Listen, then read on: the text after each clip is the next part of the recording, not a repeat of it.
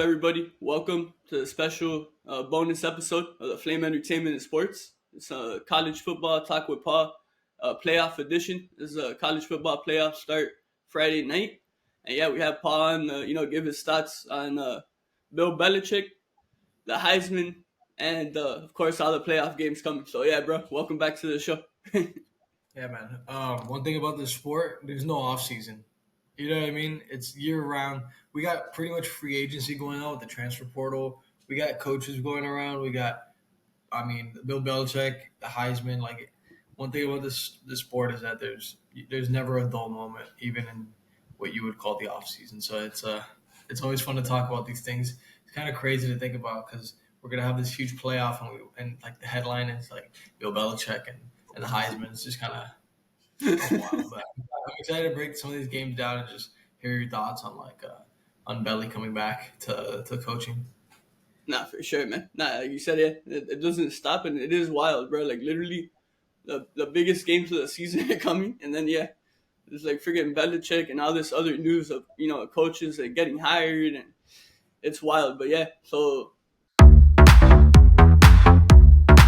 we could start off with Bill Belichick. He's the new head coach at the University of North Carolina. I don't think anyone would have ever predicted that ever, even like a month ago. No one would have predicted that. And I think we got to give credit, I guess. I don't know, to Belichick's people maybe for kind of keeping it low key and not letting anything get to the news, because I think everyone just assumed he's gonna go back to the NFL.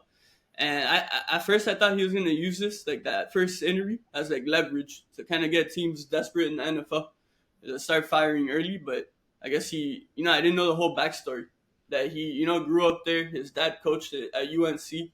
But yeah, man, if you want, you could give your initial thoughts if you want on Belichick, and then I'll give mine.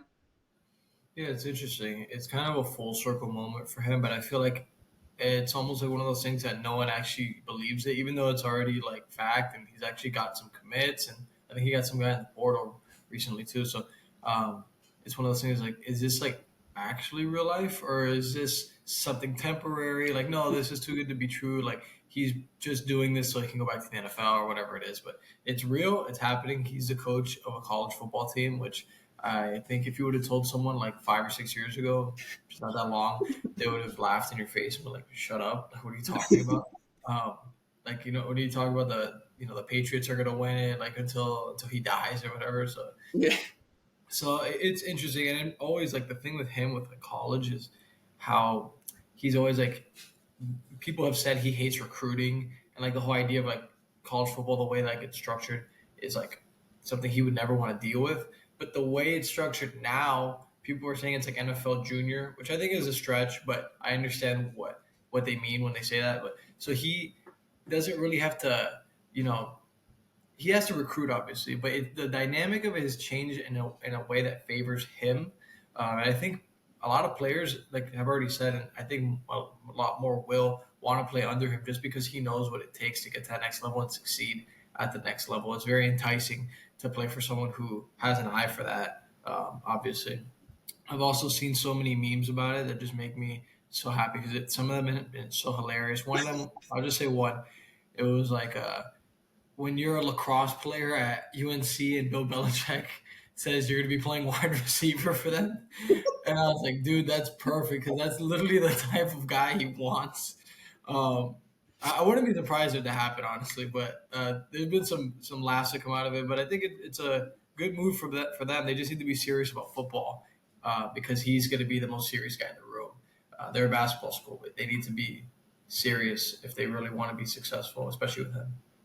Not for sure. And no, I agree. I could definitely see him going, around campus, going to some, watching other sports or practices and being, enticed to like try to get these guys into football. I could definitely see that too. And I mean, it's pretty insane still to think about. Like you said, it doesn't feel real. Belichick's in college, and especially at UNC, of all places. And I like a point you brought up. It's kind of crazy because you know how obviously Saban retires, and supposedly it's because he doesn't like this new NIL stuff. He's too old school. And then friggin' Belichick comes in, you're like, what the hell is going on? But I think another guy that people need to talk about is Michael Lombardi, who he's bringing in as the general manager. He's a longtime front office guy. He was with Belichick in Cleveland, in New England, and then he even went back to Cleveland without Belichick years later. But he's a great like football man, and yeah, for now that you're able to spend money, it's more structured. Like an NFL front office, and like you said, there's not as much pressure now. Like Belichick doesn't like obviously he has to be part of the recruiting, but yeah, it's not like how college was before. I don't think he'd be like great at that, but yeah, my overall thoughts though, I'm actually like excited. I think it's great for college football to have Bill Belichick joining the sport, and especially at a school that, like you said, is really a basketball school, and in a conference that's obviously like pretty much every year wide open. And nowadays, with the transfer portal, a quick turnaround is easier to do than in the past years. So I think it's like the perfect time actually for Belichick to be in college. And now I think honestly, I think he's gonna do a great job. I know it's not the NFL, but my expectations are high. I gotta be honest. Like I mean, he at the end of the day, he's Bill Belichick.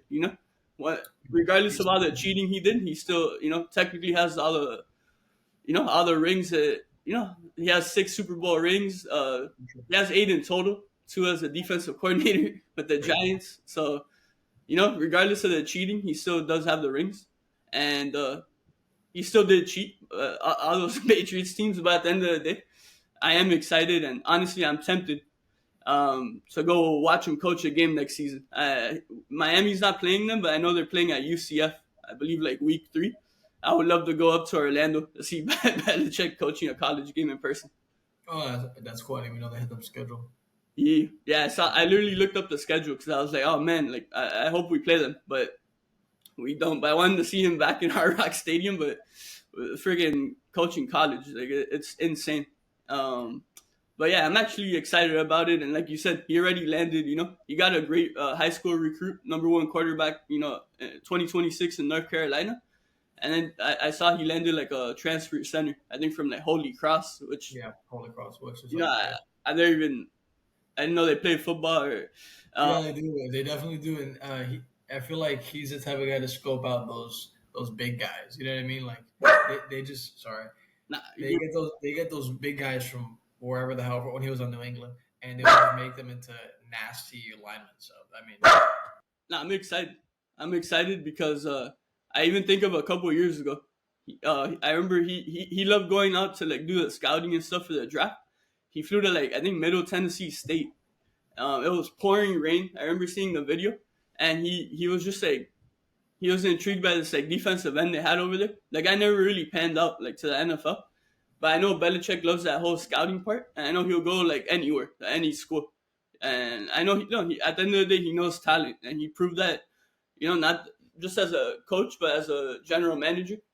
He did a great job as well. Drafted a lot of great players with New England. So I'm excited to see like these guys from smaller schools get a chance, to play under Belichick, and hopefully for them develop into NFL players. And I think he's also it's going to be a really great pipeline. I think to the NFL. I think especially after his first season, I think guys are going to be even more intrigued to go over there to UNC. There's like who else knows like what an NFL player is, and like, like who else could compare to Bill Belichick at the end of the day? All the experience and over 50 years coaching in the NFL, all the success he's had. I think a lot of guys want to play for him, and I understand it. He's a winner, and yeah, he knows what it takes to succeed in the NFL. So I'm excited to see what he could do in college. Honestly, yeah, no, I agree. The only thing with him, and I don't like to say this because it's like, just because he's older doesn't mean he can't do these things, but age is a factor. He's what, 72, 73. yeah, He has a 5-year contract, so he'll be like 78 when it's all said and done. Um, you know, age hasn't stopped him from doing certain things. So I'm not going to get into the specifics. You know what I'm talking about if you know anything about Bill Belichick recently, but it's one of those things that, like I said, college football is year round. Like there's no off season, right? You're recruiting, you're playing, so it takes a toll. It's not a sport that's easy on the body, right? So it's going to be interesting to see how he handles that because it's very different in that sense from the NFL or from almost any other sport, or especially any professional sport. Um, so I'm interested to see how he does with that. I wish him the best, but you know, Saban was obviously doing amazing when he retired, but he was getting old. Like Yeah, eventually, he was gonna have to retire just to enjoy the rest of his life, right? In retirement. And I'm glad that he's doing that now. But we'll see. Let's see how maybe Bill had some retirement time, and he said, "Screw that, get me in the game," and that's for fine. sure. I just think he's one of those guys. Like I think he's just like pure football. That's just like his passion. And that's what he like enjoys. I just think he's all football, you know. But yeah, if you want to know, we could transition to another, quick topic before we get into the playoffs. The Heisman, ceremony was this past Saturday. Travis Hunter, he's had an amazing college career, and he caps it off with a Heisman win. So congrats to him. I think it's well deserved, and also congrats to Ashton Genty, Dylan Gabriel, Cam Ward, all the guys that were able to be there and be finalists. Just to me to be a finalist for the Heisman is a huge accomplishment, itself. And yeah, so congrats to all the guys, and yeah, congrats to Travis Hunter. To me, whoever won this year, for some reason, I wasn't gonna be mad with whoever won. 'Cause I think so many of these guys, man, they just had historic years, and they're like true leaders and like difference makers, for their program. So I like them all. Like I'll be happy for whoever. So yeah, man, what were your thoughts on like the Heisman? Yeah, weeks ago on the show, maybe a month ago or at least, I was saying that I think Genty deserves it, especially if he keeps the pace he's going, and that what he's doing is transcendent. In the sense that he's putting up numbers that we haven't seen in years, or we'll probably never see for another few decades. Maybe we'll see. But I got to give it to Travis Hunter, man. He deserved. He won the award, and fair and square. People will say it was like the media, a popularity contest. At first, I'm not gonna lie, I was saying that because I felt that Genty had earned it. He got his team literally to a first round bye. Um, every single defense he faced, their number one assignment was to stop him. They studied film for weeks to stop him, and they couldn't. Um, Multiple teams, I don't care what conference he's playing in. So that wasn't able to be accomplished. And, the guy's just a stud. You can't stop him. For that reason, I thought he should have won. Travis had a good season on both sides of the ball, which is unheard of. So for that reason, they gave it to him. I'm really disappointed in the hate that Travis has gotten since he's won it. I don't think that's appropriate. I think we could all have our opinions on who won or who should have won or whatever, and we could be respectful. But he's been taking a lot of heat for it. I feel like every single post I see on Instagram, what I saw after he won it was so negative. Everything was like Gene T. Rob, like, which is fine. Like, you can have your opinion, but some nasty things I saw being said, and like some things that just didn't like sit well with me, and I was like, I don't like this. He earned it. Like it's not like he just didn't do enough to win it. Like people were saying, like, oh, any other year Gene T would have won it, which I agree with. It's just tough to be in like the same category as a guy like that. He's almost like he is a unicorn, We won't have like I said, we won't have a player like Genty for a few years. Let's see, who knows. But to have another player like Travis would probably be at least a few decades, if not more. Um, it's not like one of those things like, oh, like people sprout up after him because they saw him do it. It's like, sure, like that's true. Like more kids would want to be like him because they grew up watching him and seeing him. They're like, I want to do that. But he's just a different breed, man. Like to be able to do that is one thing, and want to do it is another thing. So, props to him. He doesn't deserve the hate he's getting. He's getting hate now because like his girlfriend or his fiance, or whatever. So I'm just sending positivity towards Travis, man. He had a great season. Hopefully, he plays in the bowl game. It sounds like he will, from the sounds of it. So he sounds like an incredible human being, dude. He doesn't take any money from the NIL fund of Colorado. He is like one of the biggest donors into it. Actually, I Wow, read that the other day.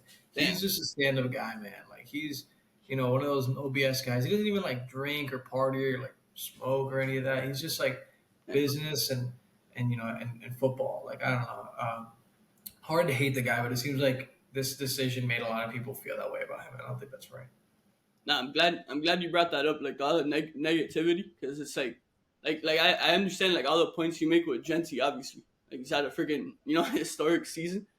Like he's the best season for a running back in a long time. I think in college, like everything he's done, and like you said, he's been the main anchor of his team. They're a top 4 seed in the playoff, and but yeah, man, just because like it just doesn't make sense to me. Just because Genty didn't win, so I'm just gonna hate on this guy. It doesn't really make sense at all. But yeah, no, that's amazing though about Travis, what you were saying about the whole NIL stuff. And I guess too, when you look back, it kind of started on day one.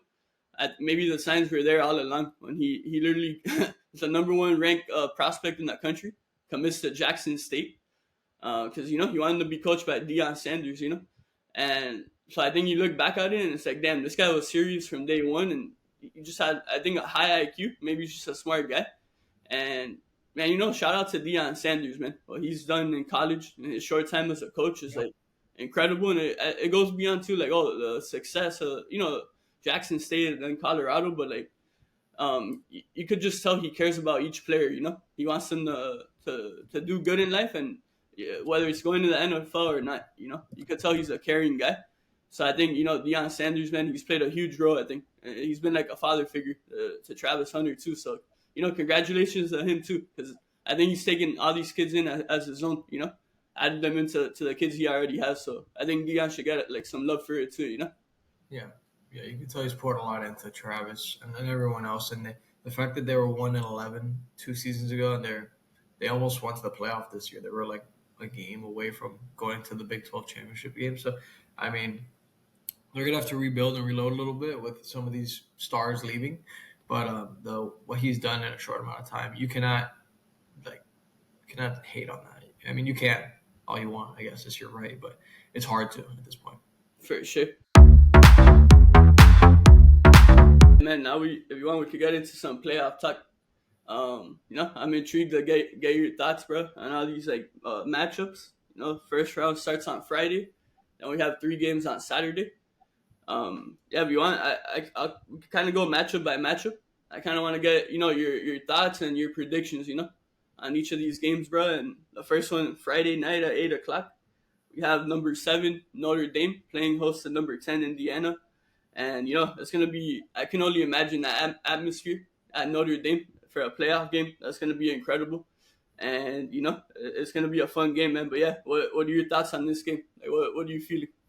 Yeah, honestly, man, I went to a game in Notre Dame 2 seasons ago now, I think. It's not the loudest atmosphere I've ever been in, but it is a very special place to see a football game.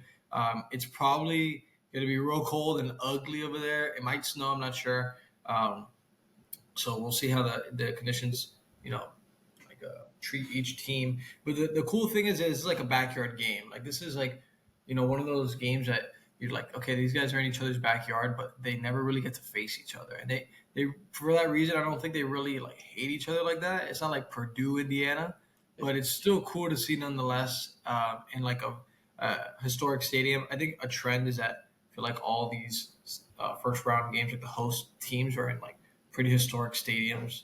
You have like Texas, Ohio State, Notre Dame, and I can't remember the last one right now at the top of my head. But Penn State. That's right. State, yeah, Penn State. So I mean, 4 like amazing programs with amazing atmosphere. So that's really cool. But for this game specifically, I have to go with Notre Dame. I'm just gonna spoil the pick right there. They're actually like top 3. They're number 3 in the nation scoring this offensively this year. They've got a lot of firepower. I feel like people are talking about, especially running the ball. Riley Leonard is the one at quarterback, and he's been doing okay. But I feel like he's not the guy who's going to win the game for them or make a run for them. I think it's going to be their run game and their defense. Right now, their defense is allowing like under 14 points a game, which is honestly insane. They just have a lot of star power. That roster is just really talented. I don't know if Indiana can really line up with it. I think if you put Notre Dame and Ohio State next to each other, like I think that those are pretty comparable teams. I think it'd be a close game, and we saw what happened with Indiana against Ohio State. That doesn't mean much. These games are played on the field, not on paper. But let's see. I think Indiana. Props to them. They've had an amazing season. I think they have the largest margin of victory like in the country, right? Like average in the country. So they've been beating the dog out of teams. But let's see, man. The last time they were in they were put in a corner, they folded against Ohio State. So if this one could be close, I'm interested to see who pulls it out. I just think Notre Dame's going to be too talented for them. Indiana's been a great story this season, but I just think that they're not going to have the firepower to deal with them. And Marcus Freeman, has been having this one circled for a long time. The fact that they get this redemption chance in their own state against like an in-state team, with a chance to go to the second round. I think they played Georgia. So now looking ahead, I hope not. They can't mess around with Indiana either, but it's going to be really interesting to see this matchup. I think ND all the way. I don't know what the spread is actually. I'd love to see that. It's Notre Dame 7. I think that's right. I think it'll be like 7, maybe a 10-point game. But like Notre Dame in control most of the time. Got you, man. So yeah, that's our first, matchup Friday, and then Saturday, 3 games. The first one at noon is number 11 SMU heading into number 6 Penn State. So that sounds like an interesting matchup. Like who would have thought, right? SMU in the playoff. Yeah, It's amazing to see. Congrats to them. Just saying, yeah. but yeah, man, what are you feeling for SMU Penn State? I feel like this analysis might be simple for some people, but I say this to so many people. Penn State beats the teams that they're supposed to beat, and then they lose to the teams that they're supposed to lose to. And I think that continues. I think they're supposed to beat SMU roster wise, just matchup wise. They should beat them. They have them in central Pennsylvania in the middle of December at home, right?